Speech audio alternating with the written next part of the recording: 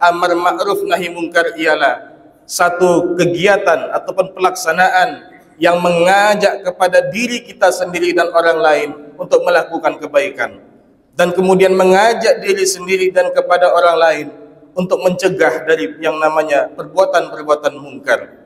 Perbuatan mungkar ataupun nahi mungkar adalah perbuatan yang di luar daripada koridor-koridor Islam. Maka daripada itu, di awal khatib menyampaikan satu ayat dalam surah Ali Imran ayat 104, wal takum minkum ummatun yad'una ilal khair.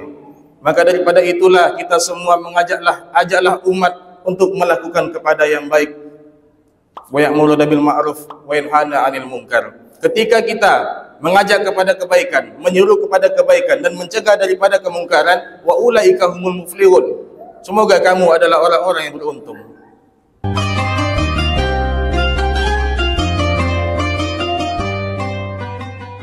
Assalamualaikum warahmatullahi wabarakatuh. Alhamdulillahirabbil alamin, nahmaduhu wa nasta'inuhu wa nastaghfiruh wa na'udzu billahi min syururi anfusina min sayyiati a'malina. May yahdihillahu fala mudilla lahu wa may yudlil fala hadiya lahu. Raditu billahi rabbah wa bil islam dinan wa bi Muhammadin nabiyya wa rasulah. Asyhadu an la ilaha illallah wa asyhadu anna Muhammadan abduhu wa rasuluh. Sayyidina Muhammad ibn Abdullah wa ala alihi wa ashabihi wa mawalah. Amma ba'du, fa ya ibadallah, usikum wa nafsi wa iyaya bitaqullah wa ta'atihi la'allakum turhamun. Thumma qala Allah ta'ala fil Qur'anil Karim, a'udzu billahi minasyaitonir rajim. Bismillahirrahmanirrahim. Wal takum minkum ummatun yad'una ilal khair wa ya'muruna bil ma'ruf wa yanhauna 'anil munkar wa ulaika humul muflihun. Shadaqallahul azim. Hadirin sidang jemaah Jumat rahimakumullah.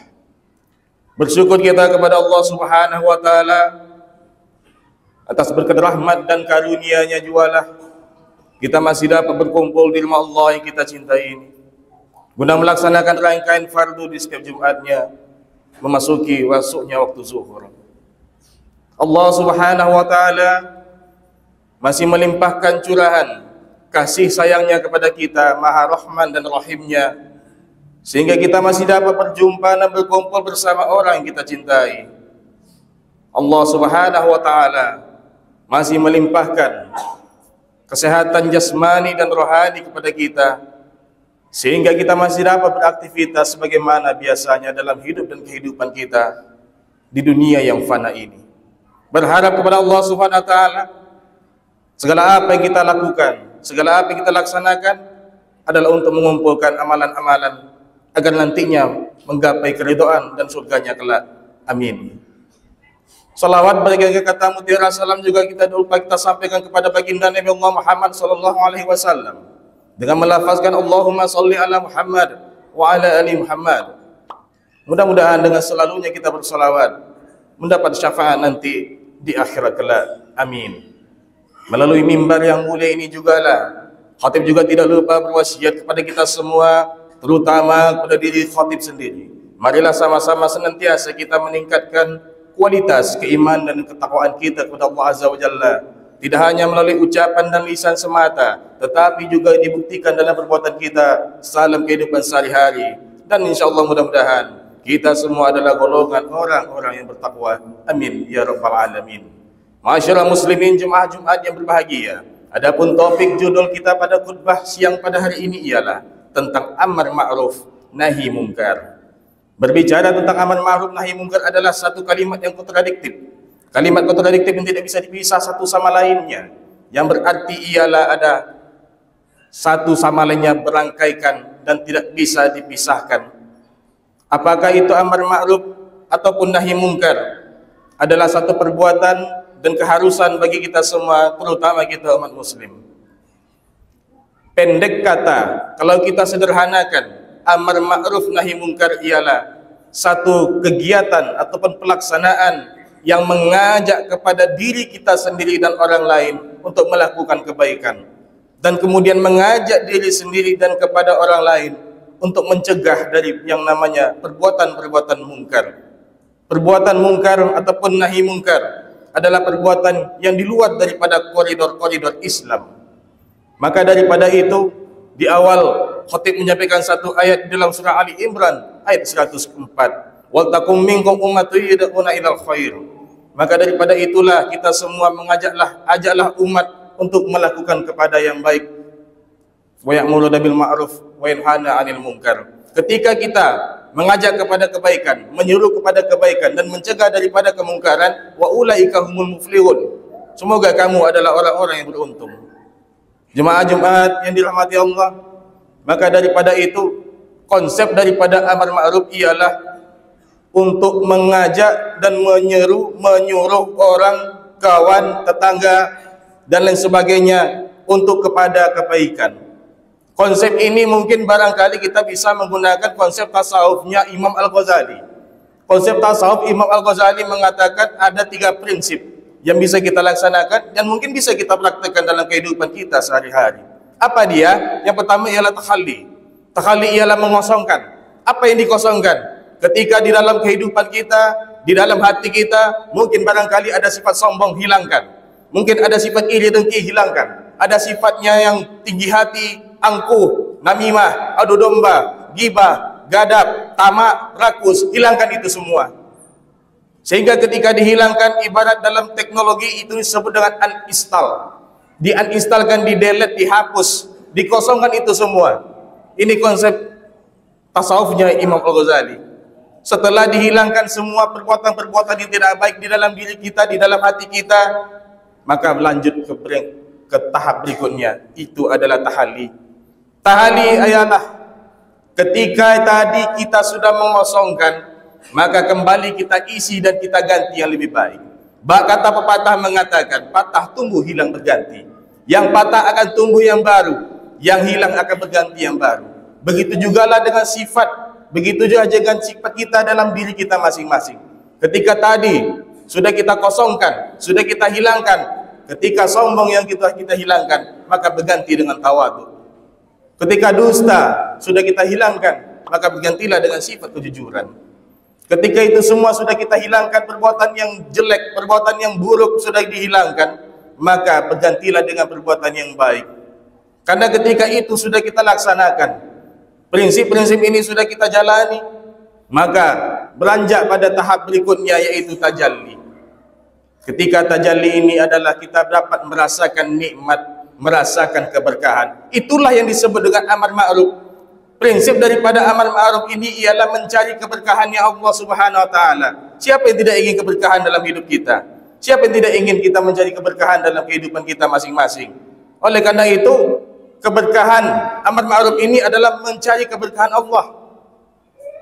Hadirin jemaah Jumat yang dirahmati Allah, lihatlah sekeliling kita. Apakah sekeliling kita ini sudah kita melaksanakan amar ma'ruf? Kalau memang ini sudah belum kita laksanakan, maka daripada itu kita mulai dari diri kita sendiri terlebih dahulu dengan kegiatan-kegiatan yang positif. Begitu juga dengan konsepnya nahi mungkar. Nahi mungkar adalah mencegah daripada kemungkaran, mencegah daripada hal-hal yang merugikan kita, mencegah daripada perbuatan-perbuatan zalim di sekitar kita. Lihat sekitar kita, lihat sekeliling kita, apakah kegiatan yang sudah terlaksana? Apakah masih ada kemaksiatan atau tidak? Apakah perzinaan sudah di mana-mana? Lihatlah kembali di sekeliling kita, di sekitaran kita. Mohon maaf saudara-saudara kaum muslimin jemaah Jumat yang dirahmati Allah, bahwasanya komunitas pelangi yang disebut dengan LGBT sudah merebak dan sampai kepada anak-anak didik kita. Jangan sampai kalau tadi di amar ma'ruf kita menggapai keberkahan Allah, maka nahi mungkar jangan sampai azab Allah yang turun ke di negeri kita. Sebab apa? Memang karena sudah sunatullahnya. Sunatullahnya apabila telah terjadi kemungkaran di mana-mana, telah terjadi kemaksiatan di mana-mana, telah terjadi kedustaan di mana-mana, maka tunggulah azab Allah. Ini berita buruknya. Lalu berita baiknya bagaimana? Wa ma qadallahu azim wa hum yastaghfirun. Allah tidak akan menurunkan bencana, bala, musibah jika di tengah-tengah kaumnya masih ada yang beristighfar. Ini kabar baiknya.